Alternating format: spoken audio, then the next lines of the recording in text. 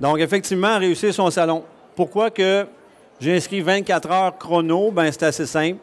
C'est un peu comme la vie de Jack Bauer dans 24 heures chrono. Il faut bien se préparer. Ça demande du temps pour bien se préparer à son salon. Ce que je remarque, c'est peut-être pas votre cas, mais il y a beaucoup de gens qui arrivent au salon, puis sans savoir auparavant quels sont les employeurs qui sont là, quels sont les postes disponibles, sans même avoir d'objectif. Et c'est pour ça que c'est important d'avoir un objectif. Qu'est-ce qu'on fait comme objectif? Je vais vous donner un exemple très simple. Ça m'est arrivé dans le passé d'être chercheur d'emploi. Ce que je faisais quand j'avais un salon d'emploi, c'est naturellement de me donner un objectif en termes de qu'est-ce que je veux comme travail, pour qui j'aimerais bien travailler, et ensuite, combien de personnes je vais rencontrer durant le contexte du salon. Ce qui fait que, par exemple, moi, j'arrivais très tôt le matin, avant même que les portes s'ouvrent, et je m'étais donné comme objectif, pas plus que ça, je veux rencontrer 5-6 personnes durant le contexte du salon. Je n'arrivais pas avec une pile de CV, j'arrivais avec 5-6 CV, sauf que mon objectif était stratégique. J'allais voir les kiosques qui m'intéressaient, je parlais aux gens qui m'intéressaient, et quand je rencontrais quelqu'un dans un kiosque qui m'intéressait, je demandais, je prenais en note 5 noms de personnes. Donc, un nom de personne dans chacun de ces kiosques-là. C'est qui la personne qui embauche dans tel type de département. À l'époque, je me cherchais un travail de formateur. Donc, idéalement, je demandais qui est le directeur de la formation chez vous. Il n'est peut-être pas là. C'est quoi son nom, son numéro de téléphone? On va voir plus tard qu'est-ce qu'on fait avec cette information-là. Donc, si ce n'est pas ça que vous avez fait tantôt, je vous dirais que c'est un bon petit truc que je devrais vous partager, que je vous partage en ce moment. N'hésitez pas à le faire. Ça prend un objectif clair, net et précis. Bien, c'est certain que, comme notre fameux Jack Bauer dont je vous parlais tantôt, il y a un avant, il y a un pendant, il y a un après. Les choses à préparer avant un salon. Moi, je ne suis pas très fort dans l'écriture, fait que je me suis dit, tiens, je vais mettre des icônes, puis on va les expliquer au fur et à mesure. D'accord? J'ai mis une cible ici. Qu'est-ce que ça peut bien représenter? J'ai ciblé au préalable des entreprises, je sais où je m'en vais, puis quel est mon objectif principal dans ma tête. Puis lors d'un salon, ça serait peut-être bon d'avoir préparé au préalable, d'avoir fait des poids, mais de façon intellectuelle. Il y a peut-être des choses que je devrais dire à l'employeur, puis connaître mes forces, hein? Les compétences que j'ai, les qualités que j'ai. Ensuite, bien, idéalement, je devrais apporter un CV. C'est un atout. C'est pas tout, mais c'est un atout bien important, avoir un CV. Et il ne faut pas oublier que le CV, il ne se lance pas. Hein? Je vois des gens, des fois, qui se promènent d'atelier en atelier, puis ils lancent quasiment les CV sur la table. Non, non, on se présente avec son CV. C'est pas pour rien qu'il est sur 2 pattes ici. Ensuite, qui pourrait bien, si vous pitonnez sur regionautravail.com, là, il est un petit peu trop tard parce que vous êtes assis devant moi, là, mais au préalable, c'est bon de savoir qui est là en tant qu'employeur, de sorte que je suis encore là où je m'en vais.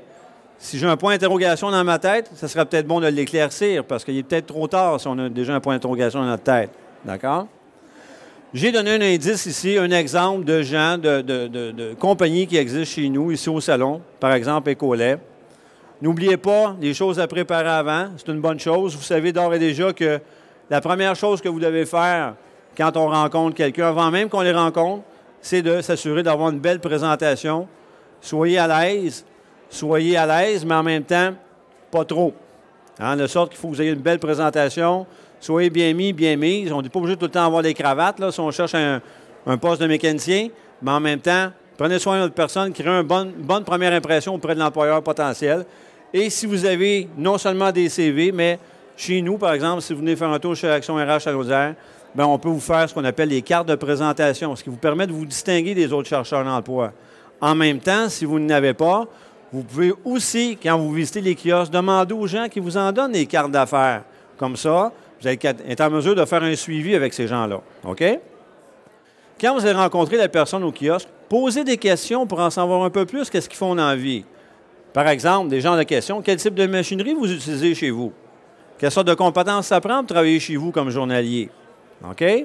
C'est qui le responsable de tel département qui embauche? Qui est responsable de l'embauche dans tel type de département? Donc, faites pas juste donner votre CV, posez des questions afin de savoir qu'est-ce qu'ils ont de besoin, eux autres, dans l'entreprise. Puis en sachant ce qu'eux ont de besoin, bien, on est capable de faire des liens. C'est à nous à faire des liens. C'est à nous à prouver à l'employeur qu'on mérite de travailler là. Mais la meilleure façon de le faire, c'est de savoir qu'est-ce qu'ils ont de besoin, puis ensuite prendre ces informations-là et nous faire des liens avec ça. Par exemple, Si l'employeur a travaillé avec tel type de machinerie que moi je connais bien, bien à ce moment-là, bien, j'ai l'exemple idéal pour faire le lien. Alors, vous travaillez, monsieur l'employeur, avec tel type de machinerie, c'est correct. Moi, je l'ai fait pendant 3 ans. Je suis capable de faire telle chose avec. Donc, c'est à moi de faire le lien. Et j'ai mis ici encore des types d'entreprises qui sont là avec nous au salon de l'emploi de la fin de semaine. Donc, c'est encore dans l'avant. Avant même de rencontrer ces gens-là alentour du salon, bien, un coup que je sais ce qu'ils veulent, je commence à leur parler, hein? Bien, ça serait peut-être bon de préparer un argumentaire. Donc, quand je suis devant la personne avec qui je parle, j'ai présenté mon CV, bien, la meilleure façon de faire des liens, c'est de donner des exemples. Si, par exemple, je suis capable de conduire un chariot élévateur, je l'ai fait, ça serait peut-être bon de dire, bien, je suis capable effectivement de décharger et charger des camions avec ça, mais sans oublier que j'ai une carte de compétence, ça fait 5 ans, je l'ai dans le domaine. Donc, ça ajoute du poids, ça ajoute la réalité. Les employeurs nous disent souvent que quand les gens se présentent devant eux ou même en entrevue, on ne leur donne pas d'exemple de la réalité, de notre réalité, de ce qu'on est capable de faire. Et c'est ça qu'ils veulent entendre. Pourquoi pas le faire là? Et ça prépare déjà des futures entrevues potentielles que vous allez peut-être avoir.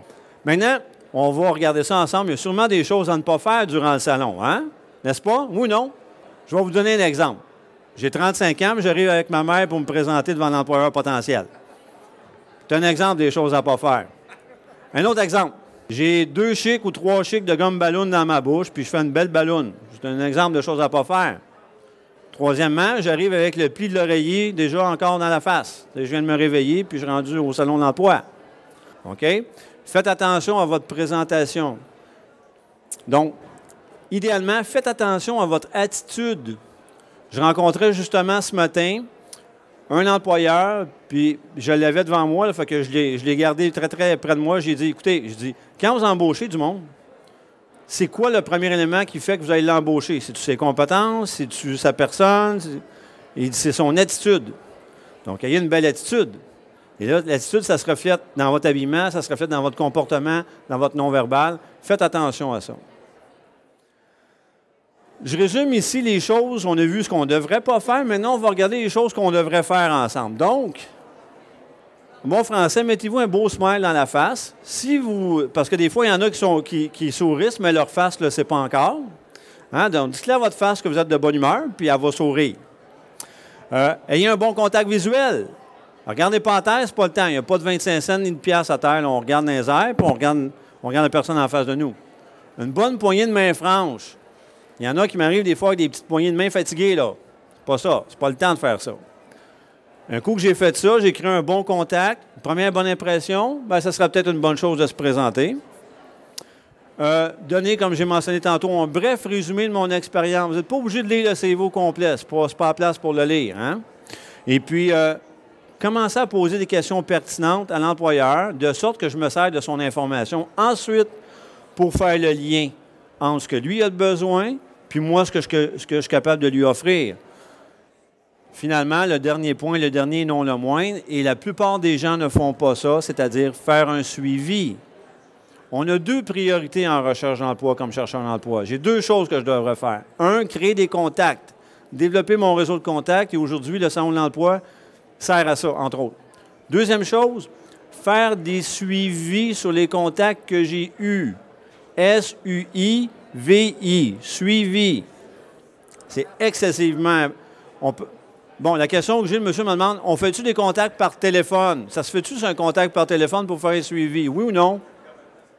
Oui? Oui, ça se fait. Sûrement que ça se fait. Puis si vous pensez que les employeurs en reçoivent tellement de coups de téléphone, là, hein? Parce qu'il y en a des employeurs qui marquent sur leur petite annonce « Prière de ne pas nous contacter. Seuls les candidats retenus seront appelés. » C'est pas vrai. Ils n'en reçoivent pas beaucoup de coups de téléphone. Faites-en des suivis. Si vous faites un suivi, vous allez démontrer que vous êtes motivé et intéressé à travailler là. Vous ne les achalez pas, ils ont besoin de monde, même si ce n'est pas affiché. Donc, faites un suivi, remerciez, puis quand vous êtes devant la personne, là, si vous avez le temps de faire le tour encore après-midi pour appliquer mes petits trucs, là, faites le tour. À la fin, avant de quitter la personne, demandez-lui de faire un suivi, puis quand est-ce que vous allez... Entendez-vous avec cette personne-là pour savoir quand vous allez faire un suivi avec. Pas dans 3 mois. Peut-être dans 3, 4 jours maximum. Parce que dans 2 semaines, là, il ne se rappellera pas qu'il vous a vu au salon de l'emploi. Alors, si vous faites un suivi, vous allez faire une différence sur les autres personnes que cette personne-là a vues. Il va vous remarquer, vous allez vous distinguer parmi les autres personnes. Maintenant, à la fin, bien, le boomerang représente justement les suivis. Et quand on a terminé notre rencontre, bien, on dit que se faire connaître, c'est bien, c'est correct.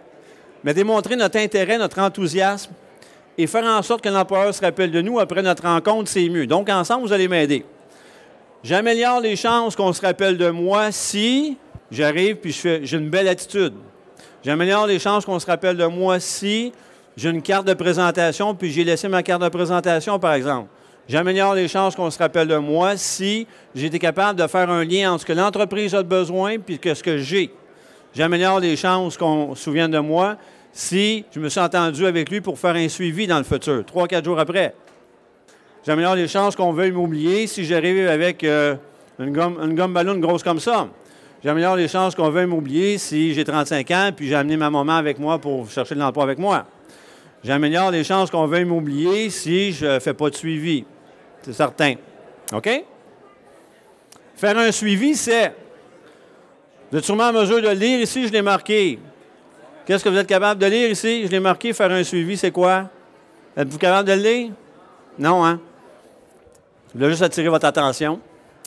Faire un suivi, oui, ça peut se faire par courrier électronique quelques jours après. Mais je vais vous partager un petit secret entre vous et moi, là. Prenez donc contact direct avec quelqu'un. Faites un coup de téléphone. Allez la voir s'il faut. Faites des choses différemment des autres chercheurs d'emploi si vous voulez avoir des résultats différents des autres chercheurs d'emploi, vous allez devoir faire des choses différemment. Si vous faites exactement la même chose, vous allez avoir les mêmes résultats. Savez-vous quoi?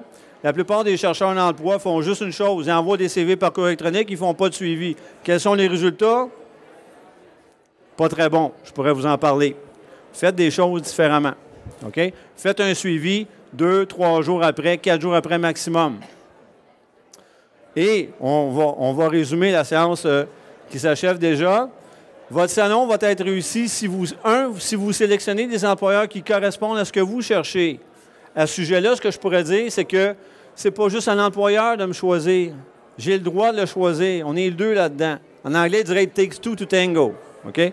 On danse la danse à deux. Vous créez une bonne impression et un bon contact avec l'employeur que vous rencontrez. Fine, ça va bien aller. Ça devrait bien aller. Troisième chose, vous devriez repartir avec plus d'informations sur les employeurs que vous aviez avant. Si c'était au même niveau, vous n'avez pas plus d'informations qu'avant, vous n'avez pas fait votre job comme chercheur d'emploi ici cet après-midi. Ça va marcher, votre truc, au salon de l'emploi, si vous avez obtenu les noms et numéros de téléphone de personnes qui sont en charge des départements. Pas le directeur des ressources humaines. Je m'excuse, j'ai rien contre les directeurs des ressources humaines, là, mais eux, ils participent à la sélection du personnel. Mais en bout de ligne, c'est qui va prendre la décision de choisir quelqu'un dans son département? C'est le boss du département. Et si vous faites un suivi avec ces contacts-là quelques jours après le salon, puis si vous tentez de les motiver à vous rencontrer, bien là, déjà là, vous améliorez votre chance que le salon que vous avez eu en fin de semaine donne des résultats pour vous. Par cet effet-là, pour conclure, bien, avez-vous des questions, premièrement?